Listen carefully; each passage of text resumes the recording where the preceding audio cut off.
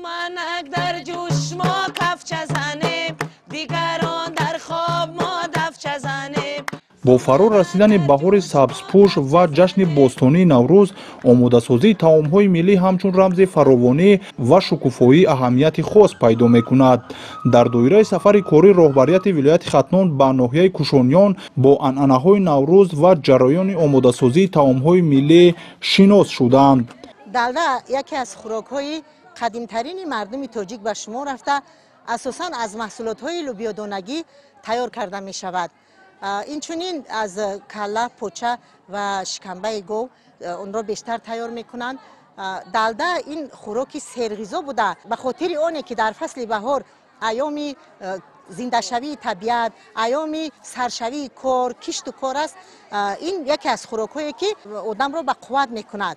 برتری این خوراک در آن است که تمام نمودی محصولات‌های دانگی در اینجا دیده می شود. از آن جمله لوبیا، نخود، گندم کوبیدگی و غیره ها. ضمن ملاقات تاکید گردید که زنان و بانوان تاجیک همیشه زیر غمخوری رهبریت مملکت قرار دارند و برای رشد هنرهای مردمی و صاحبکاری هر سال با گرانت‌های جمهوریوی ولایتی دستگیری می‌یابند.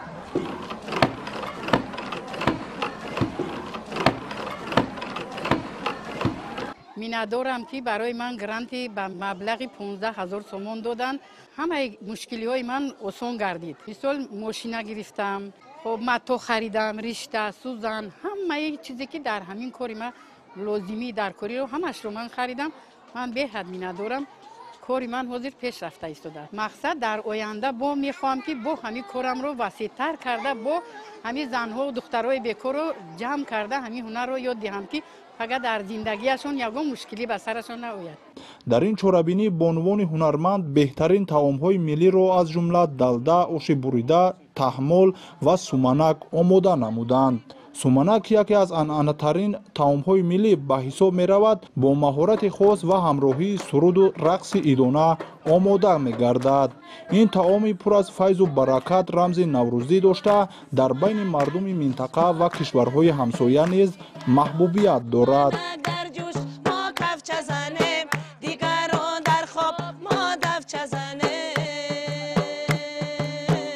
همزمان قید کرده شد که زنان هنرمند ناحیه کوشانیان تجربه بای در آماده کردن طعام‌های ملی دارند و در همه عید و ایام با احترام به سنت‌های اجدادی طعام‌های خاص را می‌پزند. همین را ای مادرمون یاد گرفتیم. در وقتش همین اوچومون میگفت که همین کارا به خودتون یاد میگیرین. مثال همه یاد گرفتیم.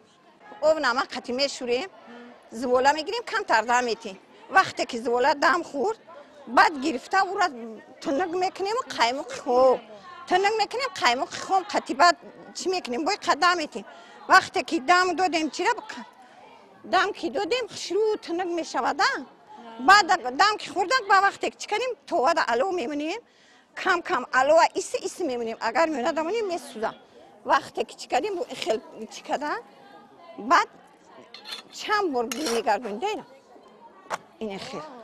آنها اینچنین جوان دختران را برای حفظ این رسم و آیین‌ها تعلیم می‌دهند تا که عنعنه‌های ملی در میان نسل‌های آینده پایدار باقی مانند.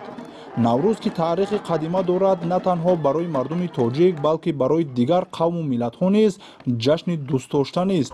آن با سنت‌های باستانی خود در میان مردم جهان گسترش یافته رمز همبستگی، احترام به طبیعت و آغاز زندگی نو به حساب می‌رود. تجلیل نوروز با شکوه و شهامت خاص در ناحیه کوشانیان ادامه دارد.